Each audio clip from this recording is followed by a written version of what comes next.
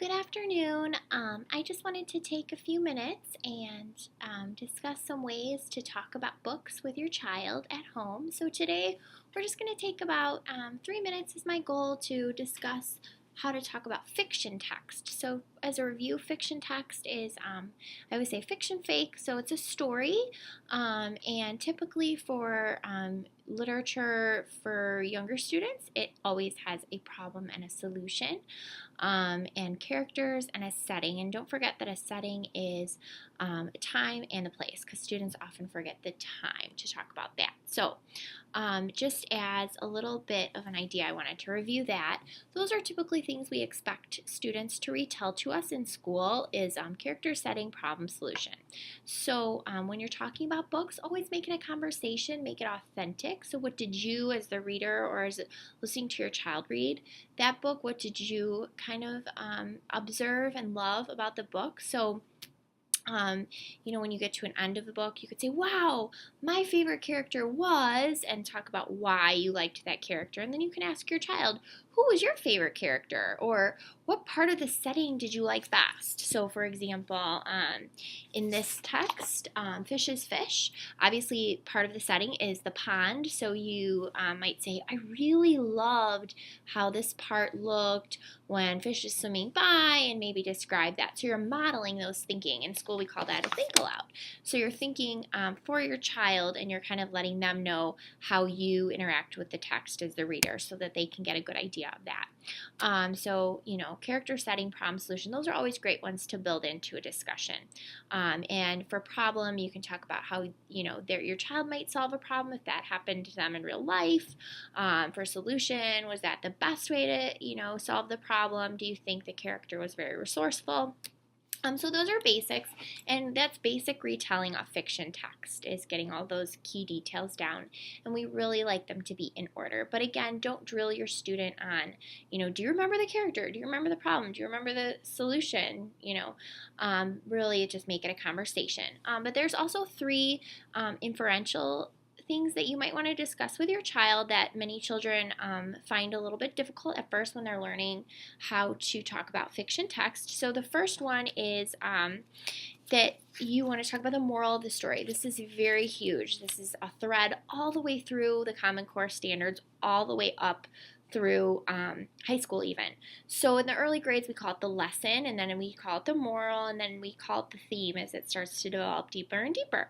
But for example, in this text that I just showed you, Fish is Fish, the fish wants to jump out in the water, and so obviously the frog is putting the fish back in the water, and so this goes along with the theme or the moral of be yourself, and you can talk about that. And always when you're talking about the moral, at first you'll want to just model like, wow, I learned this from the story. That's the moral. So you're just telling your child you're thinking about the story. And then eventually when they've heard you and us at school talk about the moral or the lesson or the theme often enough, then you can kind of build that in. Hey, what do you think the moral is? What did you learn from the story? And that kind of links me to my next one, which is evidence. So for the moral, you always want to have evidence. In fact, for anything, you always want to have evidence. So you start with, how did you know? For younger students, what was your proof? How did you know that? And for younger students, they might just tell you, oh, because I noticed in the illustration. So for example, this book, The Hat by Jan Brett, it's got really great illustrations, and you can see she has lots going on about the predictions that are going to happen next. So your child might tell you, oh, I think the next character is going to be a cat. And indeed, they are correct. And how did you know? Because I see it in the illustration. And so going back to the moral with Fish is Fish, how did you know? What was your evidence? They might say, because the illustration told me. Or for older students, we like them to start with, I know because in the text it said, and then they will find specific details from the text going over what their evidence was. So that's pretty big, and I know I'm going on 4 minutes and 37 seconds, so I'll try to wrap it up.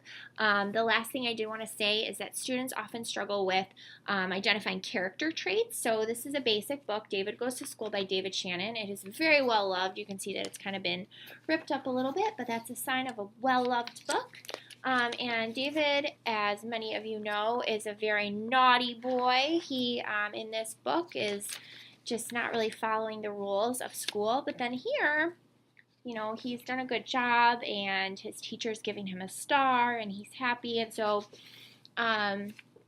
you might say, wow, David, he's really mischievous. He's naughty. I know because I can see him doing all these things. That's my evidence.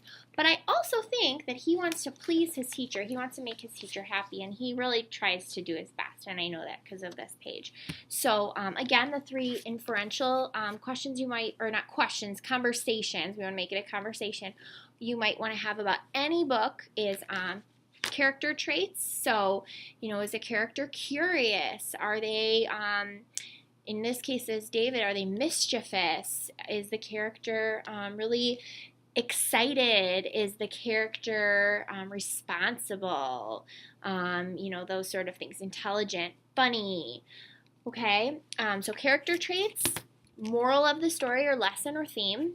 Different. It's worded differently at different grade levels depending on the complexity of the text. And then another inferential one is text evidence, and we said that you can use the pictures, the illustrations to prove your evidence, and you can also prove your evidence via the text. In the text it says. So those are inferential, more complex thinking, and conversations about fiction text, and then basic is always, always, always character, setting, problem, solution, and using those key details in order as the text progresses. So that's fiction text in a nutshell, and I really hope you enjoy having those conversations with your child.